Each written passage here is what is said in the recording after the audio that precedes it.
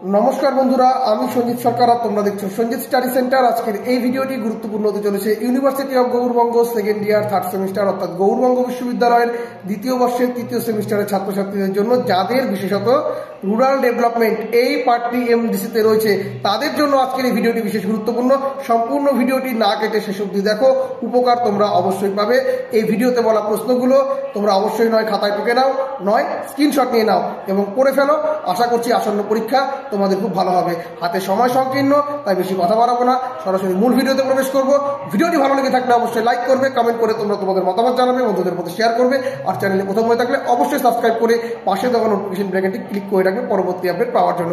আর হ্যাঁ, যে সমস্ত ছাত্রছাত্রীরা পরবর্তীকালে আমার কাছে অনলাইনে বা অফলাইনে টিউশন করতে আগ্রহী বা নোটস দিতে আগ্রহী, নোটসের ক্ষেত্রে কিন্তু অবশ্যই পেড করতে হবে, তারা অবশ্যই যোগাযোগ করতে পারো 7384384758 নম্বরে। তো চলো শুরু করা যাক আজকের এই গুরুত্বপূর্ণ ভিডিওটিকে।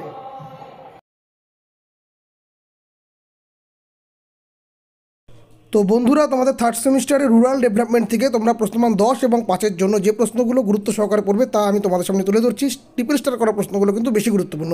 প্রথম প্রশ্ন, স্বচ্ছ ভারত মিশন বা স্বচ্ছ ভারত অভিযান সম্পর্কে বিস্তারিত আলোচনা করো, এর উদ্দেশ্যগুলি কী কী। দ্বিতীয় প্রশ্ন, গ্রামীণ উন্নয়ন কাকে বলে, এর গুরুত্ব লেখো। গ্রামীণ উন্নয়নের সামাজিক, রাজনৈতিক ও অর্থনৈতিক সূচকগুলি লেখো, বা বলতে পারে গ্রামীণ উন্নয়নের দুটি সূচক লেখো।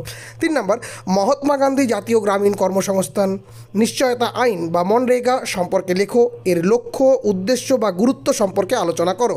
4 নম্বর, প্রধানমন্ত্রী গ্রাম সড়ক যোজনা কি, গ্রামীণ উন্নয়নের প্রভাব সম্পর্কে আলোচনা করো। 5 নম্বর, ভারতে গ্রামীণ এলাকায় বাল্যবিবাহ বা শিশুবিবাহ ও অপুষ্টিজনিত কারণ আলোচনা করো। 6 নম্বর, ভারতে গ্রামীণ এলাকায় দারিদ্রতার কারণ ও তা দূরীকরণের উপায় লেখো।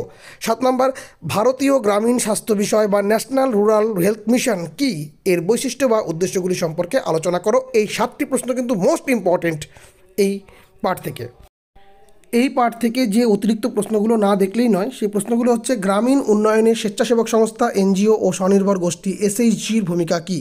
2 নম্বর, পঞ্চায়েতি রাজের গঠন, প্রতিষ্ঠান, কাঠামো ও কার্যাবলী আলোচনা করো এবং এরই পাশাপাশি দেখে রাখবে গ্রামীণ উন্নয়নে পঞ্চায়েতের ভূমিকা সম্পর্কে লেখো। 3 নম্বর, ভারতের গ্রামীণ এলাকায় দারিদ্র বেকারত্বের কারণ বা সমস্যা সম্পর্কে লেখো। আর 4 নম্বর, ভারতের গ্রামীণ উন্নয়নে প্রশাসনিক কাঠামো ও সংস্থা সম্পর্কে লেখো। তো এই প্রশ্নগুলো তোমরা অবশ্যই ভালো করে রেডি করে রাখো আসন্ন পরীক্ষার জন্য। সকলে খুব ভালোভাবে পরীক্ষা দাও, এই বলে আজকের ভিডিও এখানে শেষ করছি। দেখা হবে তোমাদের সঙ্গে পরবর্তী ভিডিওতে। ধন্যবাদ।